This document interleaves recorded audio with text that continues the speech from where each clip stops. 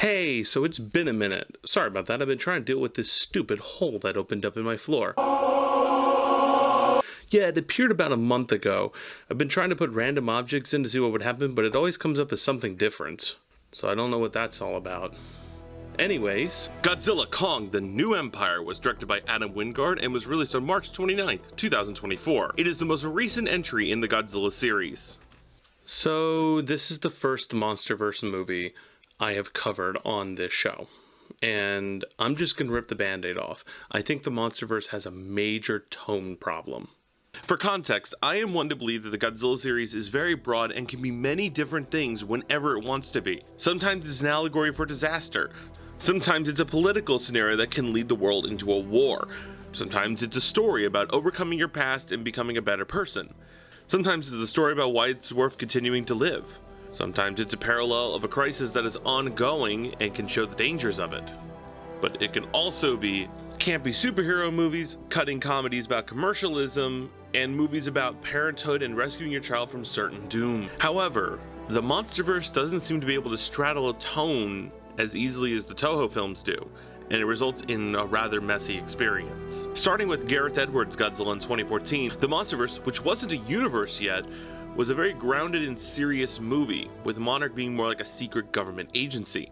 This tone continued on into Kong Skull Island. Then suddenly in Michael Dougherty's Godzilla King of the Monsters, they start trying to incorporate more campy, fun, Showa-like element, but still keep the serious drama tone of the Gareth Edwards movie. This mostly comes into effect with scenes of characters talking about a serious thing, and then undercutting it with a joke with a seeming wink to the audience as if they're saying, look, we know it's silly and this shouldn't be taken seriously because we don't treat it as such. But that just results in any tension and engagement being ruined.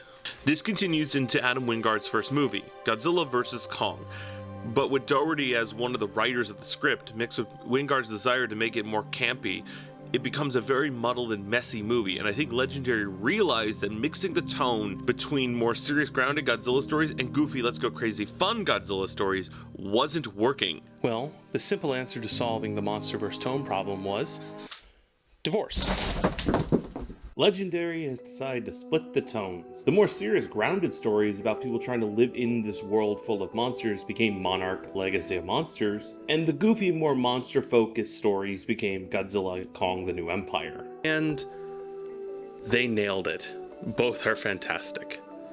Godzilla Kong: A New Empire was a movie I was worried about going in, because I was extremely disappointed with several choices made in Godzilla vs. Kong. And knowing a lot of the same team had come back made me worried. By the time of the film's climax, I realized the movie had won me over and I was just having fun watching a goofy Godzilla movie. To describe the movie in one sentence, it's King Kong's messed up adventure with Godzilla in it. The movie follows Kong as he ventures further into his new home, the Hollow Earth. Alongside Kong is a team of people including returning characters, Kong researcher Dr. Eileen Andrews, conspiracy theorist Bernie Hayes, and the last member of the Iwi tribe and adopted daughter of Dr. Andrews, Gia.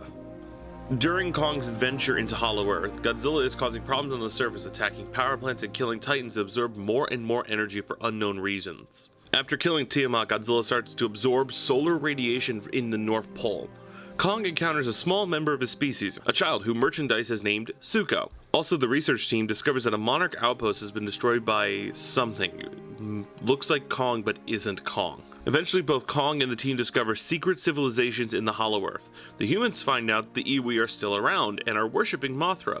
It's a retcon that's a bit strange, but it can be inferred that only the Iwi on Skull Island worshipped Kong. Kong, in the meantime, finds a large group of great apes entombed by Godzilla who are now being led by a tyrannical leader called the Scar King, who looks like a balding middle-aged man. He has a ton of personality and swagger, especially when he starts laughing at Kong's fake tooth and all his cronies start laughing with him. That's a really fun moment. Kong and the Scar King briefly fight, where Kong does lose only after the Scar King uses his trap card, a sort of guard dog in the form of a monster named Shimo, an ice titan who was entombed with them. The film's novelization states that she is the one who froze King Ghidorah in Antarctica. Kong and Shimo fight, but Kong loses, damaging his hands from frostbite and loses the axe from Godzilla vs. Kong. During this time, Godzilla finally emerges in what is called Evolved Godzilla. Alright, let's talk about this Godzilla design. I like the design of the new plates, I like the color of the new plates, I like the thagamizers at the end of the tail, it's very fun. I just can't get behind the snatched waist and the skinny legs. It looks ridiculous. It looks like Godzilla's wearing a corset through most of this movie. The Kong human plot reconnect here, where Kong is given something called Project Powerhouse, a giant mechanical glove that acts as kind of a splint and also a power-up for him. The Scar King starts heading towards the Iwi's territory with the Hollow Earth portals that lead to all over the world. Kong then heads to Egypt to basically go, "Hey, you suck!" While this is happening, the humans summon Mothra back to life. Or is it a new Mothra, or is it a ghost Mothra? The film's novelization states that it's the same Mothra that died in King of the Monsters, which is very confusing, when, it could just be another Mothra. Why is that to be the same one? Then the rematch between Godzilla and Kong happens at the Pyramids of Giza, and it's genuinely a ton of fun. The fight choreography and camera movement make it a very fun and engaging sequence. Highlights being Godzilla suplexing Kong and Kong dragging Godzilla by the tail into the Hollow Earth portal. It was around this time that I realized the movie had won me over. There's a moment when Trapper comes flying around with those electric bat monsters to swarm the Scar King, Shimo, and the other apes, and it just clicked that I was having a great time. And just in time, not even 1 minute later, Godzilla and Kong rocket into the Hollow Earth and start to charge at each other, only for the gravity to stop, leading to one of the most inventive Godzilla sequences to date. A zero-gravity fight. Something that would have been very difficult to pull off in practical using miniatures and suit production, so I'm very glad that they're finally taking more advantage of the computer-generated form factor of these productions to do stuff that you can't do with suits. The fight features several fun moments, from Shimo freezing Godzilla midair to Mothra webbing up the Scar King's goons like Spider-Man. The fight eventually ends with the monsters falling into a portal to Rio, where the final battle takes place. This is one of the prime moments where Godzilla, Kong the New Empire, and Godzilla -1 differ. Is treatment of civilians. In -1, a large portion of the shock and horror of that movie is the death of civilians and the despair brought on by Godzilla. In Godzilla Kong the New Empire, buildings and civilians are thrown around with wild abandonment, but it's only this movie and not older films. Maybe because they typically show evacuation scenes before, but in this film there's no time for that. I wonder if they're going to follow up with this in a later entry in the series, either Monarch Legacy of Monsters second season, or a later Monsterverse film. The final battle is also rather unique, as there is no traditional cutting back and forth between the monsters and the human. It's all monsters for about 5 to 7 minutes of runtime, and it works surprisingly well. The monsters are given a ton of personality and character. They're all fighting to get the crystal that can control Shimo.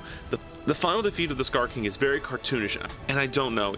I think even for this movie, it might have been too far for the Scar King to move his eyes around while frozen in the ice.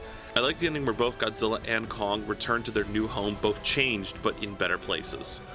Overall, it's a fun Hollywood blockbuster. The Legendary Pictures Godzilla series has finally accepted its American identity and is having fun with it. Well, that's Godzilla Kong the New Empire, so I hope you enjoyed and I hope you learned something. I'll see you next time, once I figure out how to deal with this stupid hole in the floor.